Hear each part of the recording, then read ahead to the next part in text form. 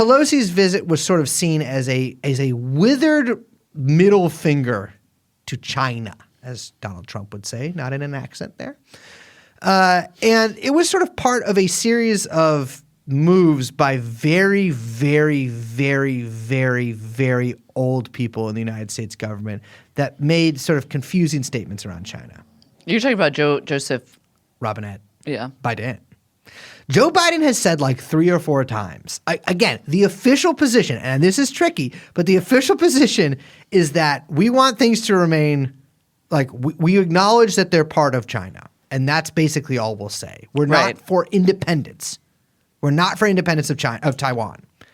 Joe Biden has said we're for independence of Taiwan 3 times and has actually said on TV that we would militarily defend them Article 5 style if China decided to invade them. Like NATO style. Yes, like NATO style.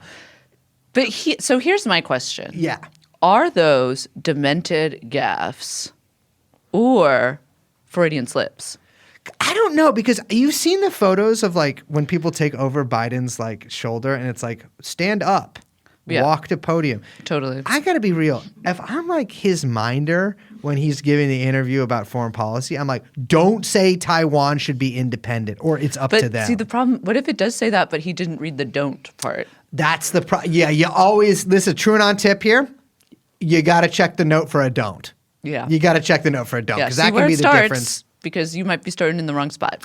So the thing is, China and Taiwan are like pretty I mean, they're the biggest trade, Taiwan's biggest trade partner is China. Yeah, it's right there. Foxconn. You can see it from your house. The Suicide Factory, that's a Taiwanese company, right? Like the economies are really enmeshed. Like it's not like they're like mortal enemies or whatever. But China's whole thing is like, we'll keep things the way they are. You should be part of us, but we'll keep things the way they are. But if you try to go in the other direction, we have to invade. Like, if you're like, we're independent, like, well, you can't do that. I don't think they're going to do that. I don't think they are either, but they do plan for it, right? Like they have they had live fire exercises, these big exercises. Yeah, they got to put a big show up. Yeah, exactly. Because you can't be like, all right. Like, can you imagine being a Chinese diplomat? Like, what's his name? Wang Yi? Wang Yi, yeah. Being him and being like, wait, did the president of the United States really mean that? Or is he just demented? Like, that's crazy. After the 3rd time it's happened, you can imagine the note that China sent. It's like, dude, what are you guys for this? Because the funny thing about this, because Biden has referenced like independence being up to Taiwan 3 times.